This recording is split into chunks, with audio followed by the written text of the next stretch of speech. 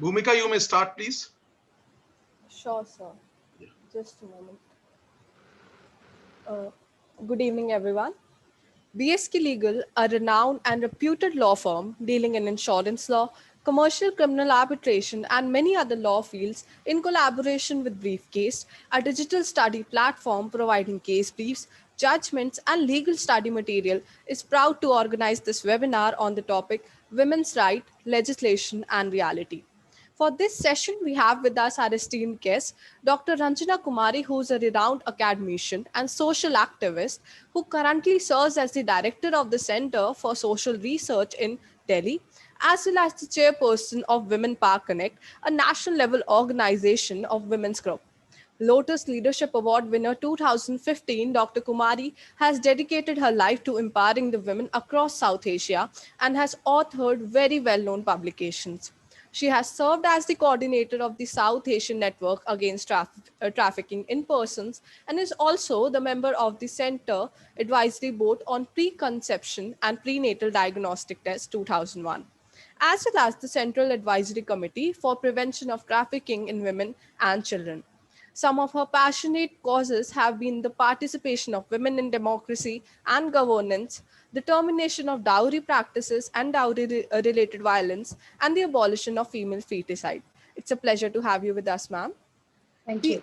also have with us our learned advocate, Dr. Sanjay K Chadha, who is a founding and managing partner in the Litigation and Arbitration Compliance Group, BSK Legal. His area of practices focuses on criminal and commercial arbitration, labor and employment law, and many other legal fields. Under his supervision at present, the firm is successfully handling cases in over 614 districts throughout the country.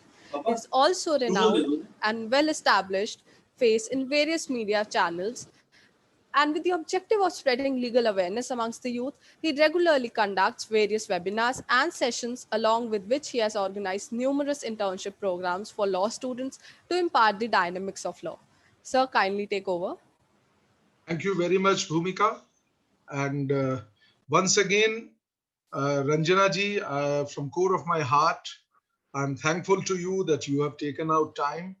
I know you are doing lot many things, and from there, taking out time is really difficult. And this time is also an investment, as you said initially, that you are investing in the future generation. Yes, that's what we are also doing, ma'am. But certainly, your presence today has made this event a it is going to be a gala success. I'm very sure about it. Ma'am, with your permission, I'll just take 5 minutes or 10 minutes to explain to my students what basically we are doing, what exactly is the subject today.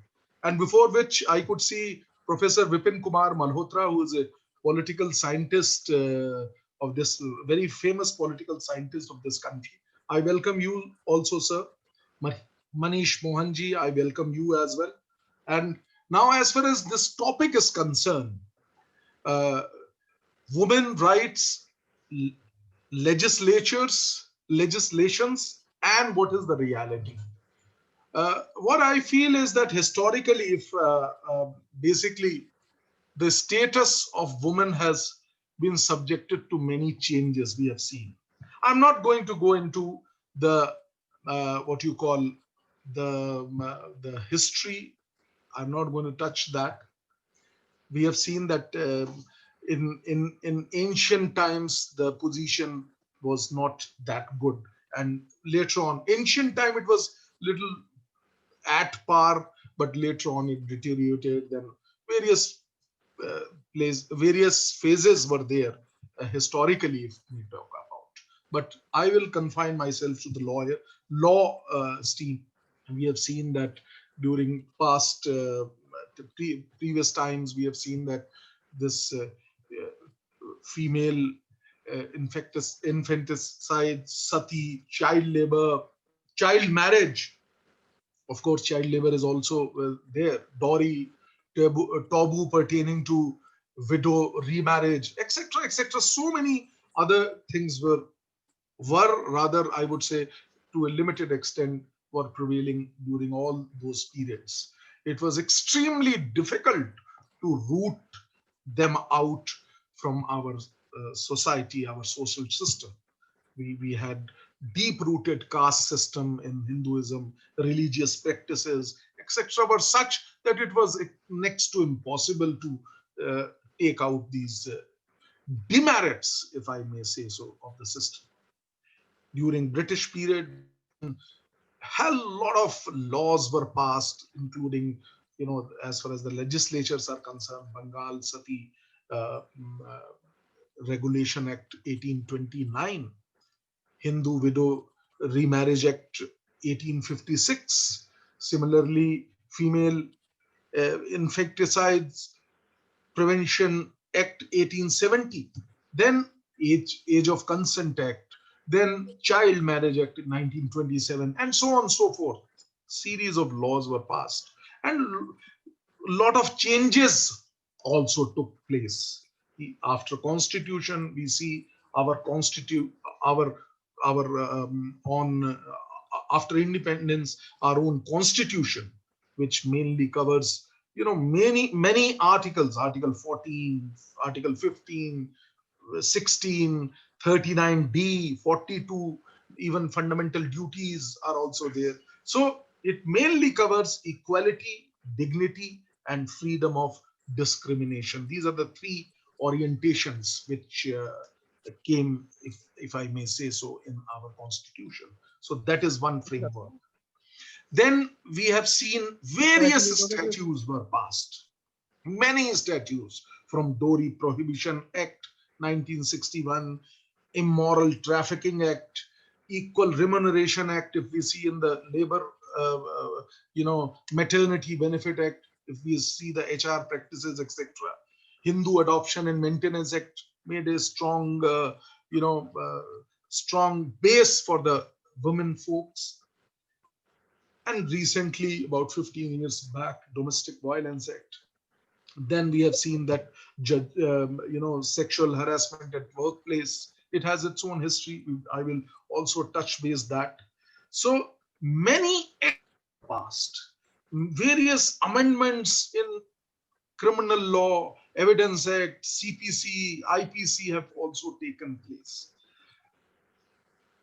Our system has law, which the objective of the law is always to serve the society, and being a law, being dynamic in nature, has certainly done so many things, so many developments. As per the requirement, law used to come into picture.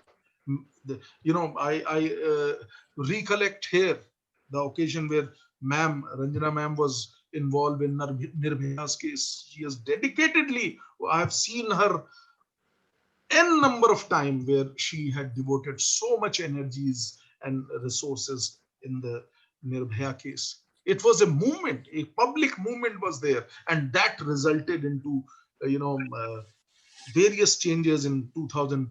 Then J.S. Verma Ayog was made by the government, wherein lot of changes were made. All of us, all my students are well aware of this, that lot of changes were made in the laws. We have seen that 2015, 2018, all the major changes had taken place in the criminal law system. So this is not that it happened now only in Nirbhaya case. I also want to mention here in 79-80 in Mathura rape case, there was a huge coverage during that day. Huge coverage was there in the newspapers about that case, and the government was bent, and it has to amend the existing CPC, CRPC, IPC, and Evidence Act, and made the law more strict, more stronger in favor of women folks. That is one aspect. I would also like to just touch base for 2 minutes because most of the audience today, ma'am, is legal, law students, lawyers, academicians are there. So various, the courts have also have done wonderful work, if I may say so. I remember, I would like to mention here Moni Roy judgment, 1986, where a Syrian Christian woman, how her rights were secured by the court, and she got an equal right of inheritance. Imrana case is another landmark judgment. Sabrimala case we have seen. Vishakha case, which has led to making of a new law, which came into existence, Sexual Harassment at Workplace 2013 Act. Then triple talaq and various judgment, and very recent judgment of our own Supreme Court, where again the right of daughter as far as the HUF property is concerned, and series of judgments are there. So judgments have also taken place. Despite that, so much has been done, laws have been passed, judgments have been passed, the structure of law is changed in favor of the women folks. I would say still we find that in education, economic development, culture, safety law. If I talk about safety law, I would like to also mention, the cruelty. If you see the acid attack, still we find honor killing is there. We see child marriage is there. Domestic violence is not stopping despite 2005 Act. Rape and physical offenses against the woman, they are existing. But that does not mean the situation is extremely out of control or it's very grim. There is a positive side also. We have seen, this country has seen president of this country as a woman taking over as a president of this country. President of this country, prime minister, chief ministers, we have seen many judges, bureaucrats. That is not, they are also there. So both sides are there. But what I feel that still a lot more is to be done. What is the true reality? What is the practical thing at the ground level? Who better than our own guest today, Ranjana ji? And it's a great honor for all of us that she has taken out time. And I just wanted to convey to my students that this all framework is there. A lot of work is being done by judiciary, by legislature, but still, I cannot forget here the 73rd and 74th Amendment, wherein a power is given. But still, I would correlate it with the reservation which was there for legislative assemblies and parliament, which is still, it's still a dream. So where we are heading first, and what is the reality, that I would request my honorable guest today to please share with all the students, lawyers, even judges have also joined now, academicians, bureaucrats who are with us today. Please, I would give the entire meeting to you, ma'am. Thank you very much. Okay, thank you, Mr. Chadha, for inviting me for this very important webinar. And these days we are full of webinars, so I really think what is it that will make sense to a lot of students who are here. Yeah. Can you all hear me? Yes, perfectly, ma'am. Perfectly. Okay, great. So, yeah, great. So for me, it's important to, at the moment, because we are going through an unprecedented, period of life for at least our generation of people, because we never, and of course the younger generation and the children, because we never had imagined that life will get into this level of restriction, this level of problem that every human being is facing. Overall situation is in the country has really been very, very challenging, whether it is economy, whether it is employment, whether it is people's own livelihood. everything is at the moment at a point where a lot of reasons to worry about. Uh, People are really confined to their homes, and I can imagine all you students and all the people who are at the moment listening to this webinar must be wondering this whole discussion about laws and how laws are going to be helpful when we see that life has gone online for a lot of people, and online spaces are being intruded by a lot of people who are violating the law and human dignity in very serious way. And I do not know whether we have really so far prepared ourselves to protect human dignity, human rights, women's rights, online spaces that a lot of people are now operating from. So I think it's very important to pay attention to the situation that we are in, and then also where we will move from here.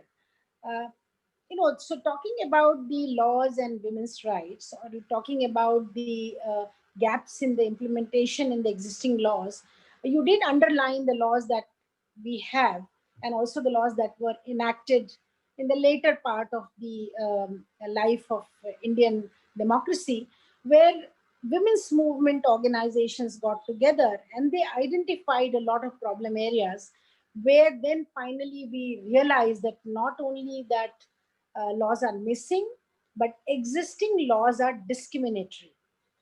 Now, in a democracy, in rule of law, that laws are very important, but they're important only when people for whom these laws are made are aware of these laws, and also if they are able to use them to protect their rights and also to get justice. So these are very important conditions for any society. A, that you should have laws which are protective, which are really giving people tool in their hands to protect themselves. And on the other side, people for whom these laws are made are aware and are can use these laws to protect. Otherwise, these are like wooden words in a law book.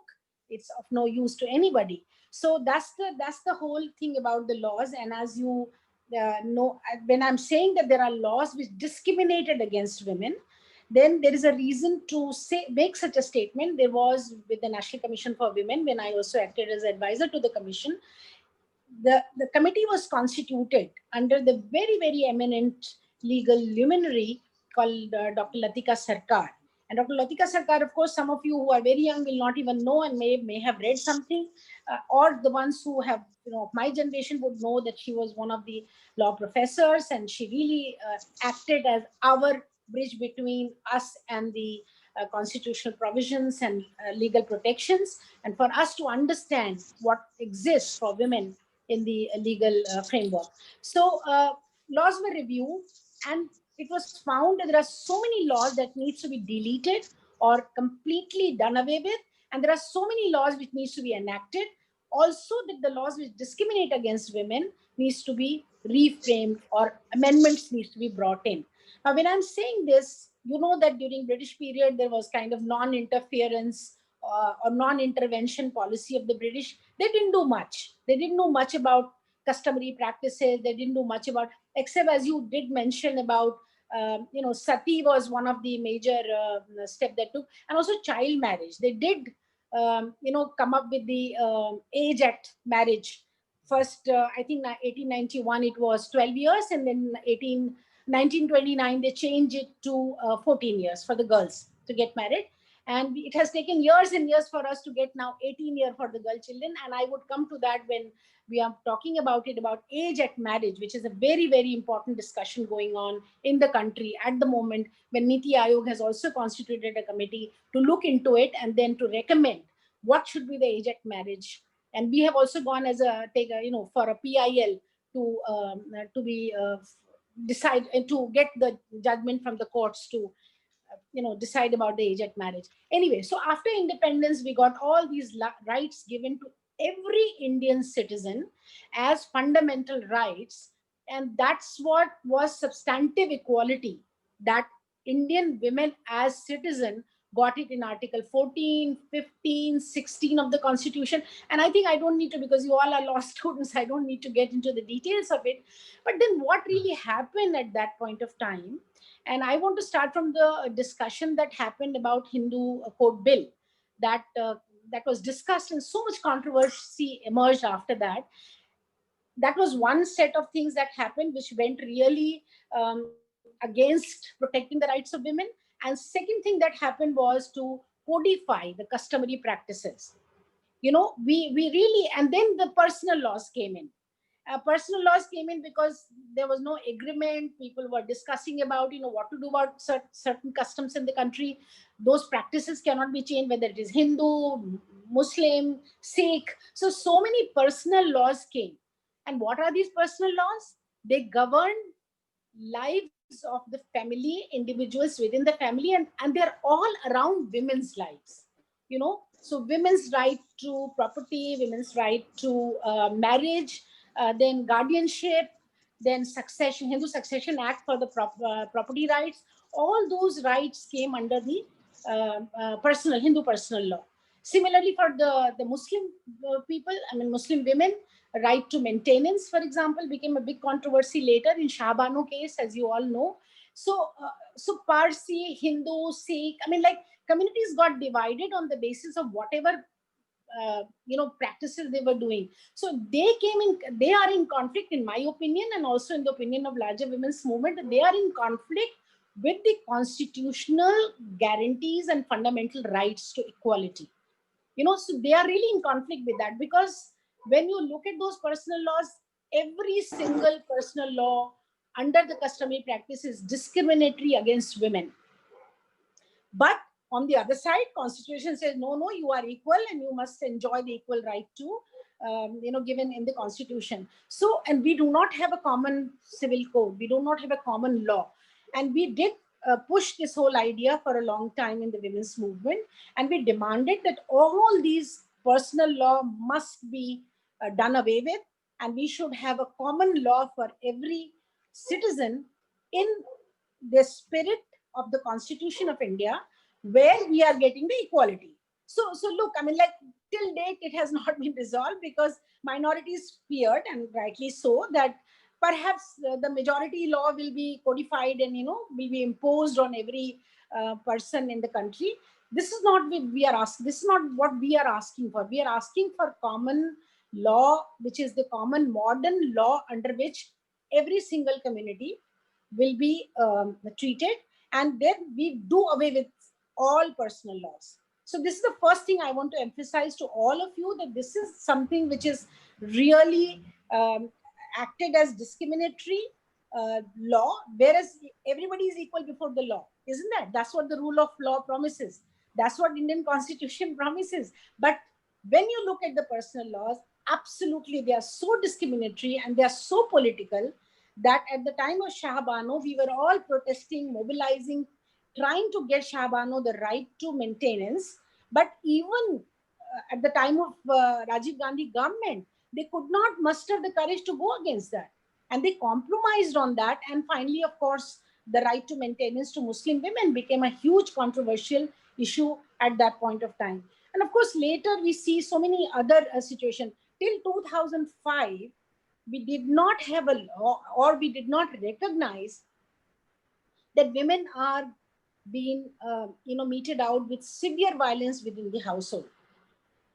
Everybody, and when we started talking about violence against women at home, domestic violence, there was a general, consensus, there was general talk in society that, look, no, this is not right. You cannot get state into the home of people. You cannot legislate. What happens between husband and wife is something which was made almost like sacrosanct, because you could not dissolve a Hindu marriage.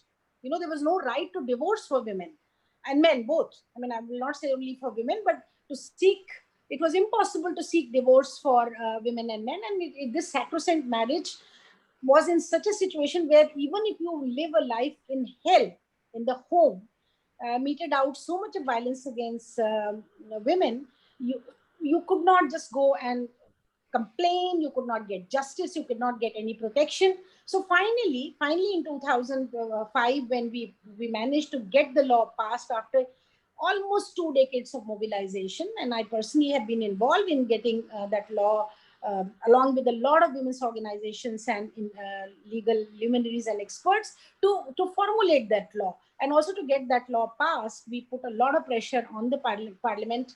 And finally, we got the law, which is the Protection of Women Against Domestic Violence. And that law then gave all the 4 protections. You are protected, you give the maintenance right, you have a right to residence, you have right to protection. So all those protections came under that law, and that is very recent change that happened. And that really, in some sense, gave something which was against practice of within the marriage, all forms of exploitation that happens against women, they got some relief. But then I'll come to implementation of it in a moment. Now, the second thing, which very major thing that happened, was that how women have been sexually exploited in workplace. This is a modern arena where women go out to work, and they're in the workplace, and then there they get all kinds of exploitation, sexual exploitations, sexual advances, the lewd language, everything that women face, and they suffer in silence, just like the domestic violence at home. In the workplace, the moment they stepped out of home, they felt that pressure of workplace violence. So finally, of course, as you know, that there was this sexual harassment at workplace law was brought in.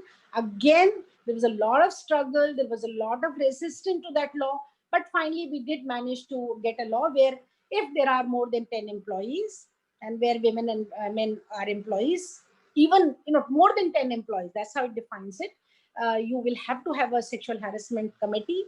And this internal complaints committee could not be really put in place. Law was passed in 2013, but we had to struggle till even now. Even now, there are institutions, corporates, companies. Government, of course, has done it because they made a absolute mandatory. Do not have the committee. Even if they have the committee, they don't have the wherewithal. They don't have the training of the committee members. They don't have the they do not create the enabling environment for women to come and protect themselves. So there's again huge gap between the law and the implementation as far as the sexual harassment is concerned. Now, another very important law that I want to bring to your, and I think you listed them out, so that's what kind of figured in my mind, that how difficult it was to get these laws, and how we have been able to get during Nirbhaya period. I think I do remember even Justice Verma's mentioning my conversation with him in an NDTV interview, when he said that I was insisting, when I made my presentation and I had discussions with him in person, that rape in marriage should be brought in.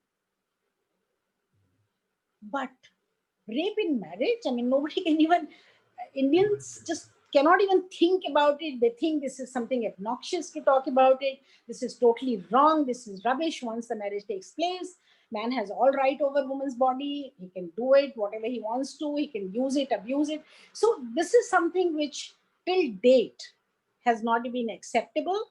Till date, our parliament has not really, and that was dropped from the major recommendations of Justice Verma. He did include that finally, after we tried to convince him so much, and that whole committee we tried to convince. But Indian parliamentarians think that that is bringing the state in the bedrooms of the marriage. But they can be very, very nasty. They can misbehave. They can ill-treat. They can rape in marriage. But state should not interfere. Women should not get protection there. So that's also another area of big challenge and huge challenge that we are facing even now, in spite of the fact that sexual violence against women law was brought in. Sexual assault. So rape was redefined as sexual assault, and we did get to broaden the definition of what rape is, and that is why you will see in case of Tehelka or so many other cases that happen of late, a lot of people who did say that, oh, we did not have any kind of sexual intercourse, but they did get charged under sexual assault, because it is sexual assault.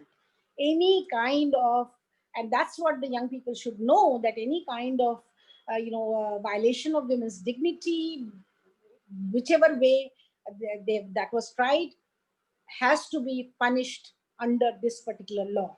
And of course, the punishment framework was also increased. This is something which, and that is why you see that fighting Nirbhaya case, I'm not, I learned a lot of law, legal procedure, a lot of things, that, how many impediments, how many, barriers women face before they really get justice. 7.5 years of struggle for getting justice to Nirbhaya really taught us a lot about, how difficult for women to get justice, even when we are a democracy, even when we are rule of law, even when we have constitutional rights and guarantee, and even we have the best of law as far as the sexual assault is concerned. So this is not this. So that's another gap in terms of what the legal protection is, and what the implementation that we see is happening. Now, another very important area, and I think the discussion is still on, so I want to flag that area, is about human trafficking. Every time this law has been discussed, I've been also part of that committee with government. Many committees I've been part of, and in this also I have been part of that committee even with the earlier government, and we did make a lot of recommendation about how to streamline. I have had personal discussion, and I'm sure when Maneka Gandhi was minister, I had personal discussion with her. I attended the press conference where she brought in the changes that she was proposing to do. But 2018, we managed to pass the law in Lok Sabha. Look at women's plight. I'm just saying all this to you all to understand how difficult it is to get women any kind of legal instrument. It's not easy at all. So anyway, 2018, we passed this law, and finally the parliament, of course, went for the next election, and the law lapsed. We do not have the law. Now, what is the problem in that law?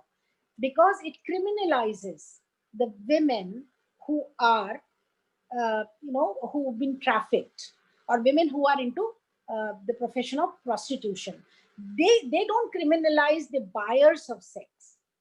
In Sweden, there is a very strong law which really prevented a lot of trafficking and has a lot of impact. And many other countries have adopted that law, where the real culprit is the buyer of the sex. So it's not the girl who's been trafficked because of whatever situation that she faced, whether she was sold off, whether she was lured into it, whether she went to, different kind of reasons, poverty, even so many other things. So, but she is criminalized. She has to cover her face and get arrested. All the people who use them, buy violate their dignities and buy their bodies, they don't get punished. So in any case, this is what we proposed, and finally it was passed, and again still it's pending in a great way. Now, other thing, that if you're not in the law-making bodies, if women are not represented where all these laws are being formulated, discussed, and presented for passing and giving protection to women, if they're not there, then how do you really make any change? I mean, we were strong enough, effective enough. I mean, leading a group of 1900 networks and organizations in form of WPC, Women Power Connect. One could have the voice to be able to speak loudly enough for decision makers and policy makers to hear us. But that's not necessary that they will always hear us and respond to us. And that is why Women Reservation Bill is pending till date. After 28 years of struggle, it is even now pending. So that is why I want to bring this whole issue, that women have to be there in the legislature, in the decision-making bodies, in the policy-making bodies, in equal numbers. If women are not there, then really you cannot give justice to, you cannot create conditions for giving justice to women. Even if you have the laws, if they're not getting implemented, you cannot create any kind of, what do you call, conditions where women can get justice. So it's very, very important that women are represented in equal numbers. But as you know, the politics is the biggest bastion of male power.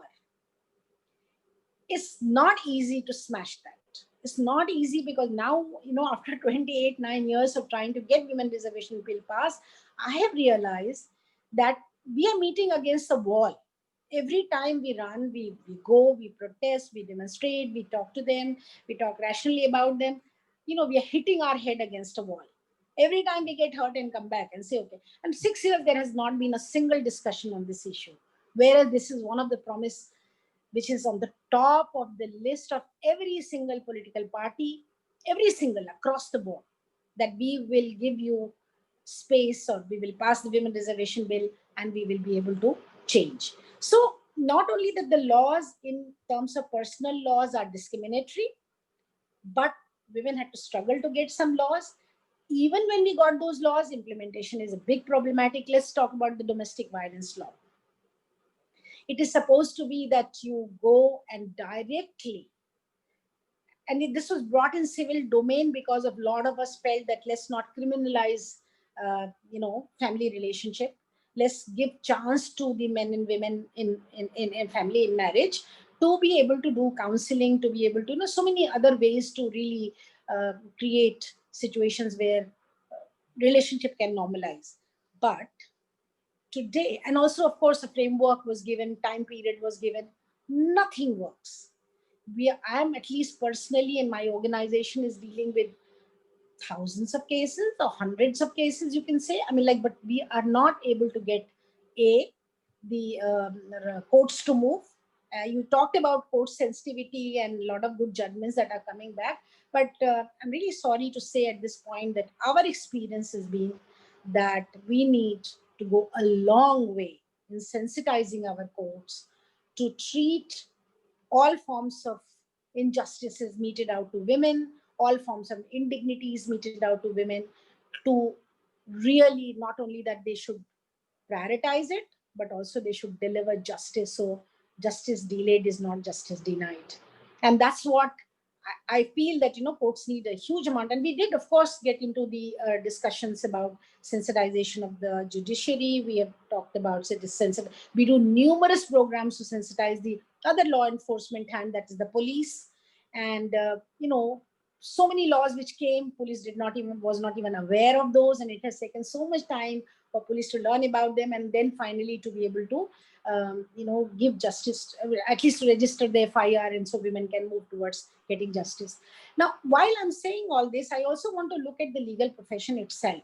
A lot of you women have, and men have, and boys have joined this profession or this education to move into an arena where you will be able to fight for the rights using the law of the people. You will protect the human rights, you will protect the dignity, you will get the respect and the rights to women. But look at the legal profession itself. I was just looking at a Harvard Law School study where they talked about, uh, how women law firms get much less paid. Women lawyers get much less paid. They are less in numbers. And also that when you go up higher in the justice delivery system, then women start disappearing. And finally, when you reach at the level of high court judges and, judicial magistrates, and every level you look at, women are not there. And as a result, our Supreme Court of India, look at this, look at the discrimination, not only in Indian Parliament, where we have from in 74 years have reached only what 14%. From 3% we started on the eve of the independence, and we have reached 14%. And look at the judiciary. What a pathetic situation at the moment is when it comes to women representing. It's not that competent women are not around, but we are not looking at them as competent people. We are looking at them as women. We're not looking at them as competent person who has equal rights and legal protection under the Indian Constitution, who is a citizen of India and who deserves to be every which place if she is competent to be at that particular position, and she can hold any position. So when you are looking at the legal profession itself, you see that there is a huge amount of gap or discrimination against women. And I think it's important for every young person to look at all these situations and move towards future, and especially post-pandemic future, to work. Take an agenda to yourself. Take, of course, while you will be in this profession, while you will be going in the courts and fighting out for the people's rights and justice, you must know that certain things are given by one hand and taken away by another hand. Law cannot discriminate, but we do have discriminatory laws. Look, even right to property, I just missed on that one. Right to property is a very recent thing. In so many years, women did not get equal right to property. Even now, when right to property has been given, there is not equal right to property of all kinds of property. It's only the inherited property that girls can get a share. What really happens? How many people in society are prepared to give women their share from the property? And of course, fathers normally will away the property, which is the acquired property. So inherited property has one, at least we have a law now under the succession. But what is happening to the acquired property? So I think it's important for everyone to understand that laws are there, constitutional guarantees are there. We do have possibility of getting justice and equality, protect our human rights, protect our dignity, our right, our respect. But laws, A, has to be accessible, reachable, understandable, and usable for all men, women of all categories. There's, whether they're poor, rich, whether it is, coming from deprived caste, class, or whether it is, people who are privileged people in our society, they can get away with everything. Most of the time we see that's happening. And people who are really, dispossessed and underprivileged get caught into this, and women are the most dispossessed and most underprivileged, and that is why there's a huge gap between the law and its implementation. So that's one agenda that one should really look at it, that when you look for justice, you must ensure that every effort you will make to get justice to people who are not aware about how they can access justice. And the second thing, of course, is that all discriminatory laws will have to be done with. We should do away with them. Personal laws must be changed. They must be all, thrown out of our law books, and we must have a common law of the land. How we will do it, who will do it, which government will do it, I don't know, but it has to happen. We cannot continue with these discriminatory personal laws. They all have to go. And third thing, which is very important, is that in legal profession and legal institutions, there has to be absolute equality, not only in terms of legislature, but also in judiciary. We need to really create gender balance in terms of all these institutions. So I would say that then only the women of India will understand and will realize the justice delivered to them. They will only get justice when these conditions are meted out. So thank you very much for inviting me. If you have any questions, I had told Mr. Chadha that I would love to answer the questions. So please, thank you very much. We have a lot of questions. We have a lot of questions. Even I have. And I wanted to, one thing which you said, I totally agree with you on that.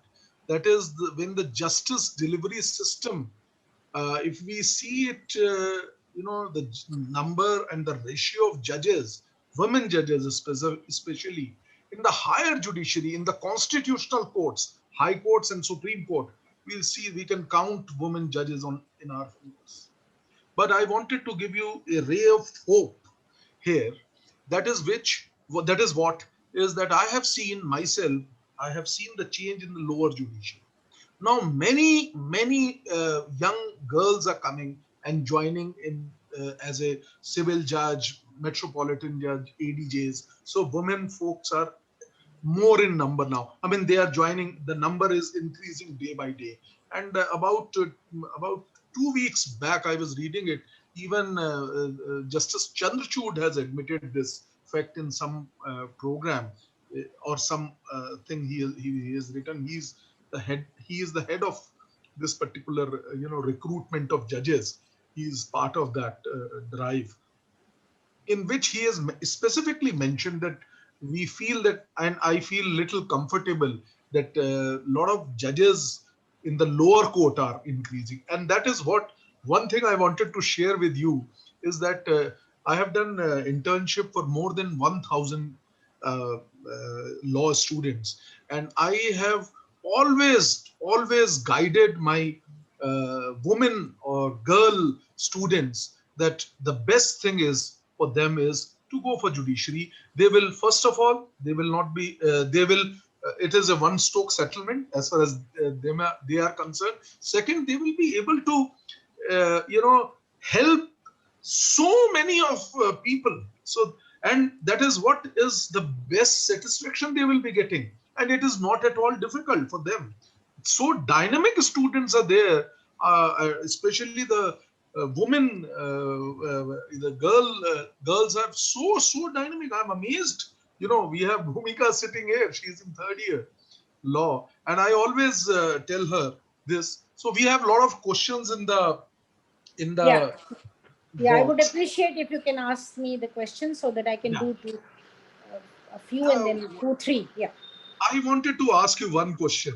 What are your views on those rape accused coming up with a kind of alibi, if I may use, that we will marry with the victim, and that's how we have seen few cases coming wherein the case is demolished on this ground. What are your views on that? One, and then we will take. Well, you have to get into a woman's skin to understand the agony and the difficulty for a woman to accept someone who has sexually assaulted her. We are not talking about someone who's been a friend and who has had a sexual relationship. That's not the situation. Here, there is an aggression, there is a violence, there is also all forms of violation of her bodily integrity and dignity, and then to surrender her to a person, because in marriage in India there is no equality. So what really happens is that the woman is literally subordinated in marriage. So you ask her for a further subordination by marrying the rape culprit. Now, this is totally an unacceptable decision that some courts have made, and we are totally against such decision. You cannot force a woman who has been sexually assaulted to marry her assaulter. It's like saying that someone who has killed your, husband or wife or someone as a murderer, you should adopt that person as your son. Yeah, absolutely. And very recently, about a week back, there is a judgment where the same analogy is drawn, and the High Court has said that we will not permit this to happen. So that's also there. But of course, the other way around is also there. We have seen judgments to that effect. Uh, yeah, Bhumika, please. Other questions from ma'am. Ma'am, my personal question to you first. So, since we have also talked about marital rape in the discussion, but on the contrasting effect, we also see a lot of women using their rights right now, not in favor of them, but against the men, just to subordinate them or subjugate them. So, how do we strike out this balance between not using it unfairly and using it fairly for the women who are actually the accused of it?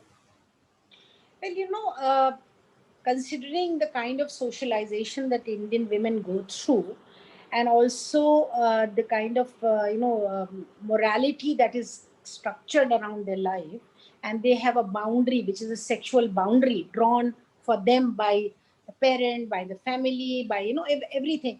I think it's very difficult for a woman to come forward and start saying that I have been raped. A lot of such cases people have brought to my notice and said that, look, she's using against the man and saying I've been raped. Not in marriage, but in marriage there is no question. Nobody talks about being raped in marriage, even if they are raped and repeatedly and abused and whatever. They don't. In India, we haven't heard of such cases coming to us, except for some women when they come for sexual harassment, or when they come for domestic violence, they do talk about it. Now, so in this situation, women using rape as an excuse to put a man in the dock is rarest of the rare. I do not I mean, I can't say nobody has ever done it or no woman has ever used it, but certainly it is very, very difficult for a woman to come. And because this is sexual rape is not just a legal or kind of, rape is not just coming to get justice, but also it is huge social stigma, you know, and you have to face all your life that, oh, this is so and so, she was raped, she people leave the city. We have dealt with so many because we run rape crisis intervention center, and Delhi police informed us for many, many years about minor rape of minor victims. Family flee that area, they leave their houses, they sell the houses and go away to some other area. They go back to wherever they came from, Odisha, Bihar, wherever they came from. So it's very, very unlikely that a woman will use rape as an excuse. And also it is very, very, if they do it, certainly there is an investigation mechanism by which, if it is established, such people will be punished under the law. If somebody is misusing the law, this is called misusing the law.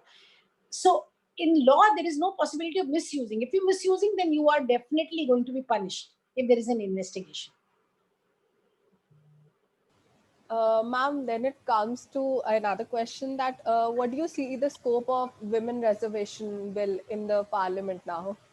So is there You know, any ray of hope that it you might know, be? this is my life dream. I have been at least, I know how many times arrested in front of the parliament, how many protests I have personally with all friends led till date. We have been, kind of, there is a women reservation bill, a coalition of Indian women's organizations which have come up. We all are talking about it. Every single, as I told you, political party promises it. I hope, because this will give any government, any leader, any politician the biggest benefit to become a man of history, because women will not be able to do it. There are no women who will be able to do it. The biggest opportunity to become man of history, man in history, and known for what they did to deliver equality to women, is by passing the women reservation bill. One man in the country I think I have a lot of respect is someone, the Chief Minister of Odisha, Naveen Patnaik, because he is the one who promised it, and he did give 33% seats to women to contest, including a self-help group women leader, somebody who's very poor, who could have never come to India's parliament. She's today parliament member. Then, of course, to some extent, some other people have also done it, but Congress party promises it, left party promises it, left party didn't do it in Kerala. Congress party has never done it nationally. So I think it's very, and BJP, I don't think even is considering it till date. I do not know. I don't want to lose hope. I hope someday it will be a big realization that will help. And especially during the pandemic, just I want to one small point, and I want to conclude this part of the answer, that, look at the way women leaders have handled the pandemic, whether it is New Zealand, whether it is Germany, wherever women are leaders, they have managed to really reverse the serious issue. And look at the places where all these, so many people are dying, so much it is spreading. Because, women provide efficient leadership, number one. Number two, let me tell you for young people a very simple story. Angela Merkel, with her husband, is walking out of a shop with full of, her groceries. And some journalist meets her and says, oh, 10 years back you were wearing the same coat, same jacket. And again, you're wearing the same jacket, ma'am. You are the Chancellor of Germany. She says that I'm here to serve my people. I'm not a model to wear a new attire every day. I'm here to serve my, and today Germany is where Germany is because of the leadership, because of a woman leader and the kind of woman leader she is. So I feel that it's very important to bring women up, and hopefully this government will listen to us and bring the women reservation bill and pass it. But that's a big hope, if Yeah, they will listen to us. I totally agree with your, saying that women leaders, we need more and more leaders. And so I take this an opportunity for my women students to, you can also become tomorrow's leader. Please, if you have little bit of, you know, this ambition to go into this field is, now future is for women. One. Second, I feel that what 20 years, 28 years of waiting Even I think that it will be soon be over, and we will see. Thank you. आपके मुंह में घी शक्कर घी अरे लड्डू सच्चाई से मैं हृदय के अंदर से बोल रहा हूँ, हृदय की गहराइयों से कह रहा हूँ, ऐसा होना बहुत जरूरी है। आप मतलब ये एक आवश्यकता है। आधी आधी जो पॉपुलेशन हमारी है वो महिलाएं हैं, तो क्यों उनके अधिकारों का हनन हो रहा है? और अगर आप देखें आज के परिप्रेक्ष्य में, आज के समय में हम देखते हैं महिलाएं काम भी कर रही हैं और घर को भी संभाल रही हैं, और बहुत सक्सेसफुली। ये मल्टी टैलेंटेड चीज जो है वो मेन में नहीं है, ये बात सत्य है उसमें, और ये कटु सत्य है। मैं चाहूंगा भूमिका, please. We have a lot of questions, and one more thing I want to tell you: we are at our peak, and students are continuing. They are not going. It has never happened, so it is going on. Okay, but let's, since going to be 1 hour now, another few minutes, we should close it. So I think Yes, just yes. one, because I have to move to another program. Yeah. Yeah, another 2-3 questions we'll have. Yeah. Just two more. Two more. All right. And then they can write to me. They can email me at Ranjana Kumari. Bhumika, ma'am, Yeah. we would love to have that, and we have got the various groups in which we would share it, and we would love that these students become part of the movement which you have started. We want to become part of it. That's Okay. that's the dynamic. So you can DM me at Ranjana Kumari. That is my Twitter handle, at Ranjana Kumari. Then also Ranjana Kumari at hotmail.com or at csrindia.org. So any of these handles, and then of course all social media platform, you can join Center for Social Research, which has all handles. We have Twitter, we're everywhere. It's an open invitation for all those dynamic people, right? So thank you very much for that. Bhumika, quickly, other last 2-3 questions, as ma'am said. Ma'am, another question, that since we are fighting a very patriarchal setup right now in terms of women empowerment, and I see a lot of men around me as well, and even women who genuinely and casually say that why are women not in politics, or why are there not many CEOs in our society, even when they're given equal rights for the same. So what are the cultural differences or the social differences because of which women are not able to attain that? And there is a general misconception in the audience as well that now they have equal rights and it's easy for them to attain anything. Even then, there's no such equality. So what is the cultural difference over here we're talking about? Your question reminds me of a very famous quote from Simone de Beauvoir. She is a French, feminist, a very, very well-known writer. I think all young men and women should read her and know about her. So she says that they cut the wings and tell us that you don't know how to fly. This is the reality. This is what it is, that if women are given the wings, and then the whole discourse becomes a very patriarchal discourse. And what is that discourse? We will protect you. Women needs protection. So this protection debate is very much because, so who's the aggressor? From whom women need the protection?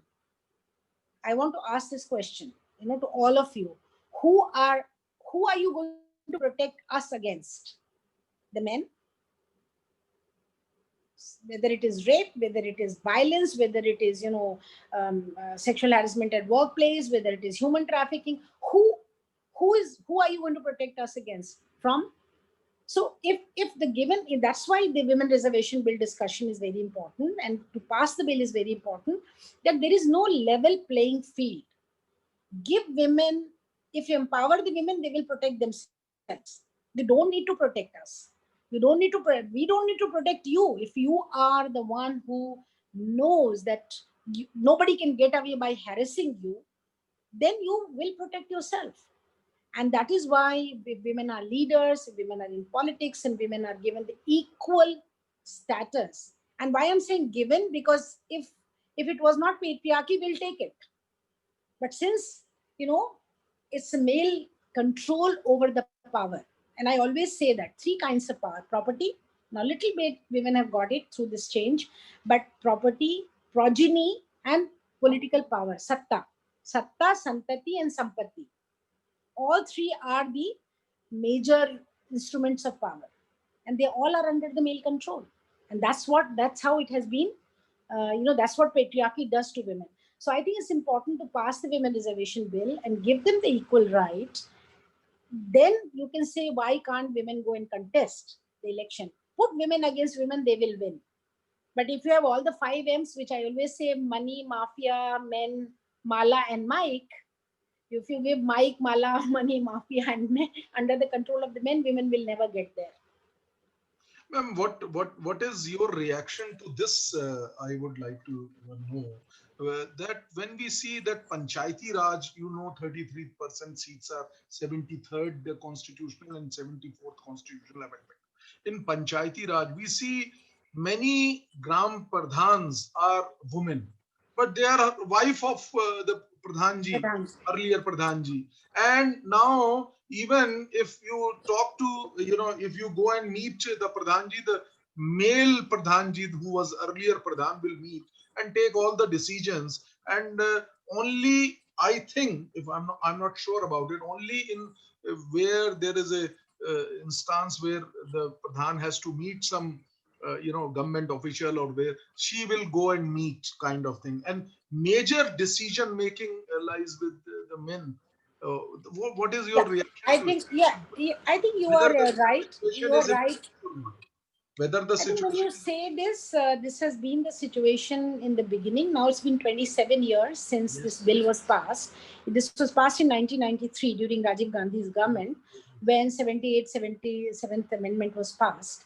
And since then, many generations of leadership women have gone through, like, the first generation, second, third. So I think it's important to understand that when we go to villages, we are working at very many places like Beti Bachao, Beti Padhao. We are working in Haryana for women in water leaders. We are working in Rajasthan. In UP, we are working on the issue of change, domestic violence issues in UP.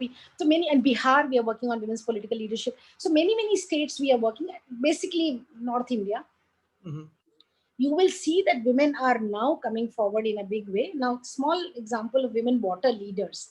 Once we have given the training to women, Panchayati Raj elected representatives, they know how to go to the block level or even to the state level and ask for the scheme under the water projects of the government.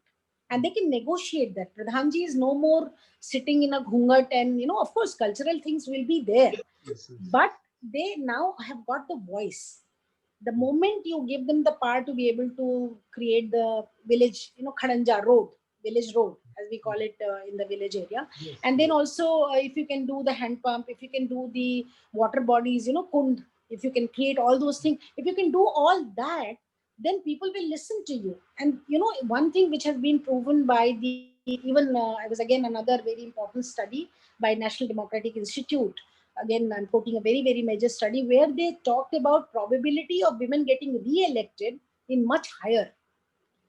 Okay. Researchers have proved that. And also, when you look at the national election data, even this year, A, that women are voting more in numbers, and B, that women in proportion to number of candidates win more in terms of percentage than the male candidates. Okay.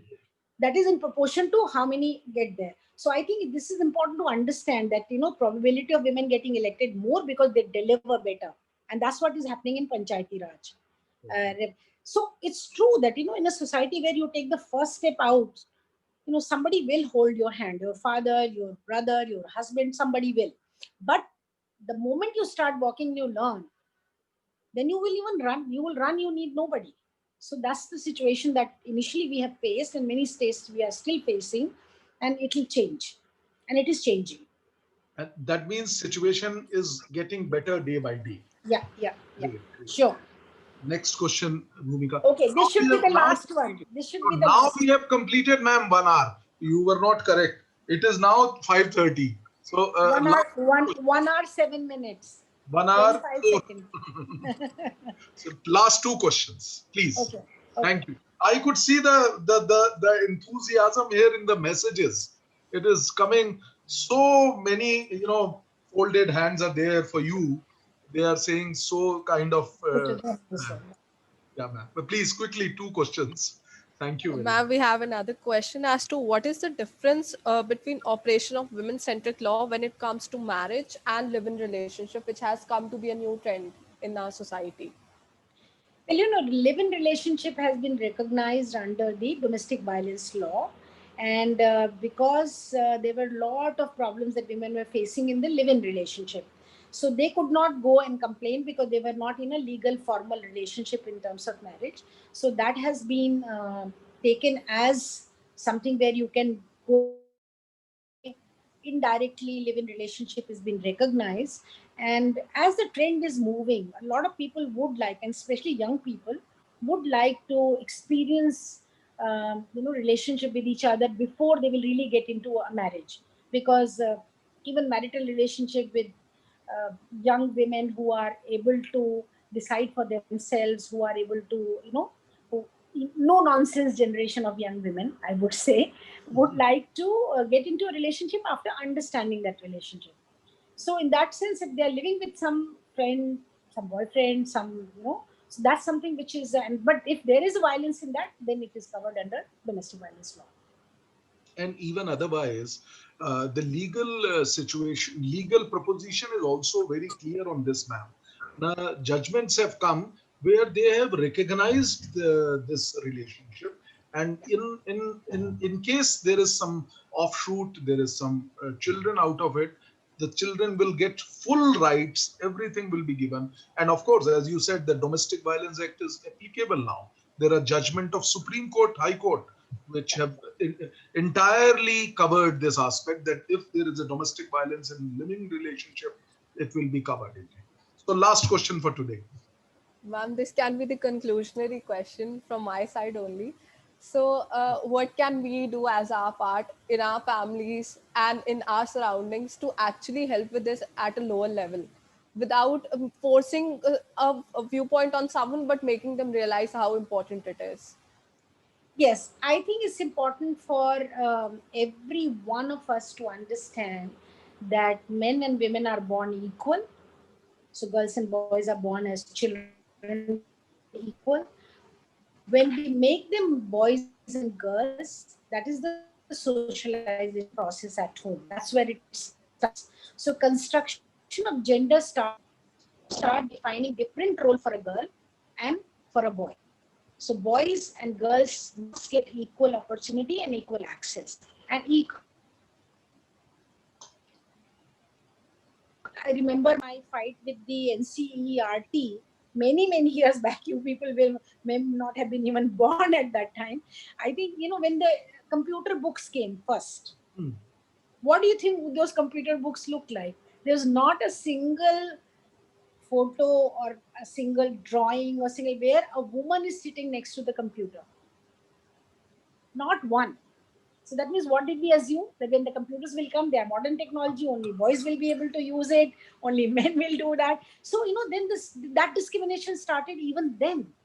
And even now, when schools are responsible for, creating a value system, norms, they shape your mind, and that mind has to be shaped in equal manner. I was just the other day, because of my little grand baby, I mean, she's just 4 year old. So to the school, I had to write to them and to say every time, why do you say, where is your mama? Ask mama to do this and help you out. Why not papa? What is this? I mean, even that stereotype continues, that you are talking about mother's responsibility of educating a girl child in a time when this is pandemic, when I have to put my 9 o'clock to 6, 7 o'clock in the whole day working through online. I should equally get the time, the freedom to do that, then the men get that time. So I think it's very important for us to understand that we have to start accepting gender equality and justice as a value in our families. Start with the family, start with the education. And then, of course, in society and politics, we have to move and give that. And once you do it at home, and if you can create that value system at home, then certainly women will be capable of taking it from society and politics. But since from home only we start getting to be, discriminated, and then school reinforces that discrimination and gender roles. So gender roles must become something which has to be based on the principles of equality. So, though there are many questions, but we will always, there is a next time, and we Yeah. will now always remain in touch as you had shared all your details with my students. Today, I will also share it on my handle. I would request, it is a great occasion, and I am amazed to see the response which I am getting here, the way students are thanking you, and the way the messages are coming, which are saying that it was an most it's excellent discussion, very informative session, and so on and so forth. If I would read them, I would now request Bhumika to have a vote of thanks for now. Ma'am, truly it was an absolute pleasure to share the platform with you and have you here for this very, very enlightening session. And all the questions were answered very well, and the audience must would have been very satisfied with what they got in response. And it was my delight and Sanjay sir as well to have you with us, and we would expect you to come to us again and have a conversation with us again. But absolutely true Thank you, pleasure. and absolute pleasure is mine And also, the because best part I got an was opportunity to talk to all of you. Yeah. And the best part was, ma'am, that we all got the answers, which are the practical aspects, which are the practical things, the correct thing which we got. And Thank you. thank you very much from my side, from the side of legal intellect, from the side of briefcase, BSK Legal. We really thank you. And we will all remain in touch with you. We will certainly call you once again. That that's because and next time we'll have a little longer time. Thank you. And Thank ma'am, you I very Thank much. you. would personally Uh, would like to work with you in future whenever I get this option. You're welcome. You're welcome. A lot Great. of young So people you work got with us, and good. Center for Social Research welcomes you all the youngsters. At any point of time, you want to connect with us, you want to come and intern with us, whatever. If we have opportunity, we'll definitely going to offer you. Lots and lots of students globally come to us. So hopefully, we will be connecting with each other again. Thank you very much, and I'm Ranjana really ji, what promise I had made to you, I have got a team of lawyers. We would love to, sincerely love to work for the cause for which you are working. thank With you. that note, thank you very much, and it was really truly knowledgeable, excellent session for us. Thank Thank you you. very much once again. Thank you, ma'am. Thank Thank you, you so Bhumika. much. Thank you very much, ma'am. So, Bhumika, it was a great session. I think ma'am had told me that she will be here for 1 hour only. So, anything you feel I have to tell, because we have got still, huge number of students are there. If there is any other question, uh, I want to say one thing last, or if you have any other question, we can take that. Uh, you know, as she has rightly said, all these laws are on track. These laws are there, existing.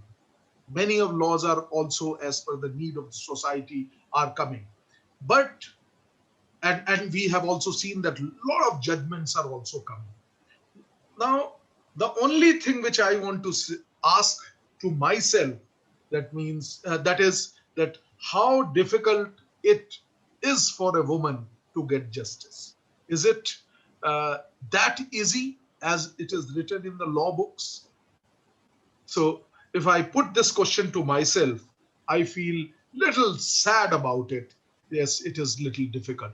Be it the trial of any case, be it institution of any case. I feel that it is really difficult for the women folks to get the justice, and the way, because there are various reasons. It is not only that we are living in the patriarchal society. That is not the only reason. The reason is population pressure on the judiciary, and so on and so forth. So yes, this question had come from Ritu Mahajan. So I wanted to answer this because she has asked, please, please, please put a question to ma'am, but she has left. She had to go.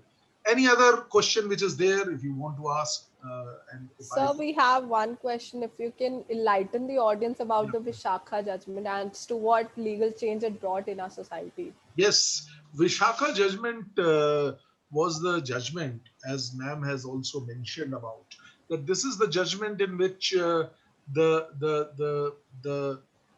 agony of the girl or the woman who's working at the workplace, who faces a lot of discriminations sexually, various kind of, by even gesture or some, even all those things, she quietly was facing. So there was a judgment, Vishakha judgment, or based upon that judgment's recommendation by the Supreme Court, a law was passed in which, as we all know, the, the act was passed in 2013, wherein now in last 7 years, a lot of implementation is taking place. Now, wherever there are more than 10 employees in an organization, they have to make a committee. They have to, and if a woman complains about it, there is a full process which we have to adopt for resolving the grievance of the girl, grievance of that woman. And in case there is that grievance is not solved, even the criminal law which is being amended by, after the J.S. Verma committee recommendation, we have seen lot, the number of complaints against these offenders, as I call them, or the law calls them the offenders or accused, the complaints have increased. Similarly, this has certainly given a big cushion to the women folk who are working in the offices, and so this gives a protection and that makes it easy for them to work freely, and to show their full strength. And as one more thing I wanted to add here, Bhumika, it is very relevant in today's context. Have you ever seen any CBSC result, Delhi board, Uttar Pradesh board, who tops? What is the percentage of girls and what is the percentage of boys who are passing? So that is an established fact that women folks, if the opportunity is given, you go to the village. I have seen it. I'm sharing it with you that I have seen girls working day and night with their mother, preparing food, serving to brother, father, and others of the family, and then studying and then topping the school or college, whatever. So that is what is woman of today. And I feel, this is my personal view, that future, the coming future, next 3, 4, 5 decades are for women. Be it, that dream of 28 years, which is pending, that will also soon be there. I'm telling you, the women folks will be more successful in politics. As ma'am has so many examples she has given, I don't want to quote all of them. Similarly, as far as the work is concerned, there also we have seen so many, I take inspirations from Mrs. Gandhi, Mrs. Indira Gandhi, the most dynamic prime minister of this country. What she has done, nobody can even think of doing. So that kind of dynamism is there. And we have lot of Rani ki Jhansis in this country. Lot. And I see in each girl that potential is there. So with this positive note, lot of positivity is also there. We have to see, we have to look for it. Yes, and as ma'am has said, and you had asked that question, what we have to do from home. Yes, the charity begins at home. We have to start it from our own place. We have to see, and the law is protecting women. Sabrimala judgment, the recent judgment of 2020 judgment of the woman daughter's right over the property of the father, inherited property. All that is showing that everybody is going to support the women folks. So that is what I feel. And with that note, if anything else you have to ask, I am there, because our number has not reduced. I am shocked that this number is so high today, and we have got an excellent response for today's this thing. If there is anything else which is coming on the chat box, you can ask me. You can reply that. Otherwise, we will wind it up. So we can move on with the last question over Please here. do. Yeah, That how can UGC or Uniform Civil Code can help yeah, us with this? Uh, very correct. You know, the most important example of UC, this Uniform Civil Uniform Code, Civil Code.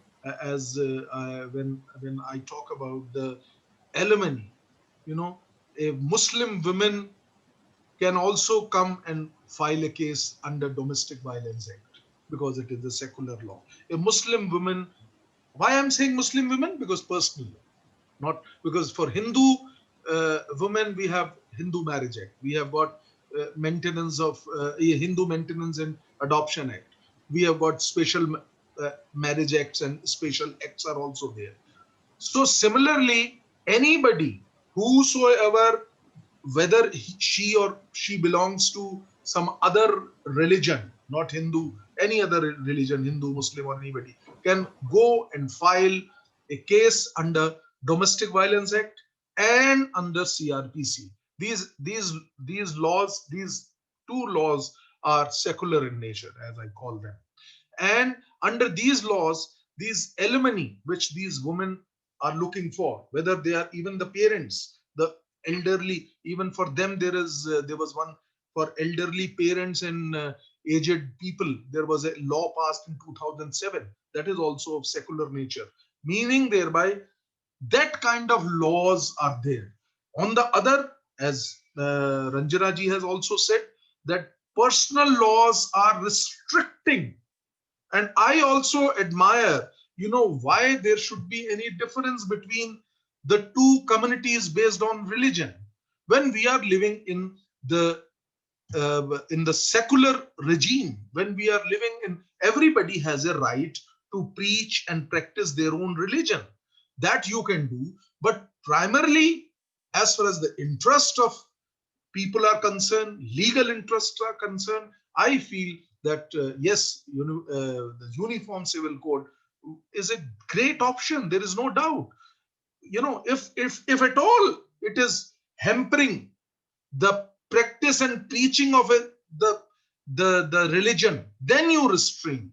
If there is something, if a Uniform Civil Code comes and says that you can't practice in this way, you can't prayer in this way, then it is objectionable. To that extent, it will go. It can be challenged. But as far as the standards are concerned, lifestyle are concerned, why, under other, maintenance example I gave to you, the maintenance example is so relevant. Why now under Domestic Violence Act? We have got a very recent judgment, even 2020. In this judgment, I don't remember the name of the case, wherein the you have to file affidavit of 3 years of earning of the parties. So in last 3 years, you cannot hide. Why this benefit of transparency of the income of the husband or father or the person from whom the alimony is demanded? Why this benefit should not be given to a lady of some other religion? So the good part should also be shared. That is what I feel. On this particular count, I feel that yes, Uniform Civil Code should be there. One, Uniform Civil Code to the extent that it is not at all interfering in the free practice and preaching of the religion. We have to draw a line somewhere. If the interest of women folks are hampered, they are not given to them, then there is a need that we should give them their proper right. That's what I feel. And if a proper right is given by method of this law, Uniform Civil Code, it should be a welcome step. We cannot forget the mandate given in the form of in the Constitution. It is already part 4 mentions about it, that the state should thrive to have Uniform Civil Code.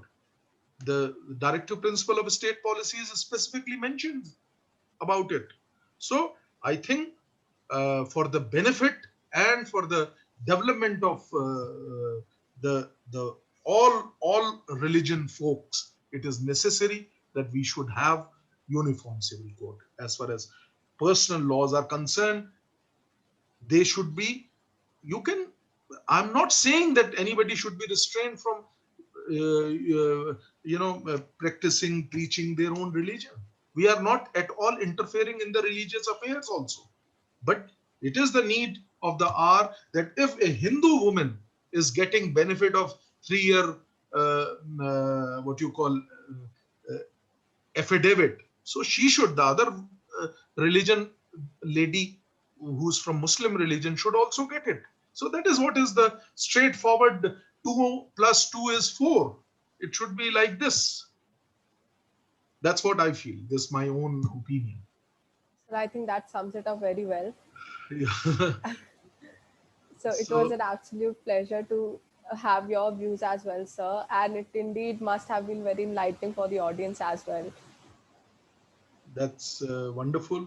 And thank you very much to you, Bhumika, and all the team members, Manish, Devansh, and everybody. Thank you very much.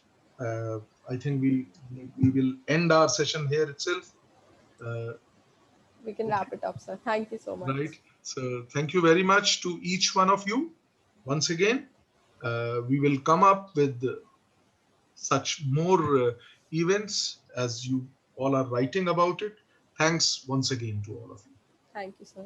for joining You us. may please stop the live streaming. All right. Right. I'll do that. Thank you. I think Gun has to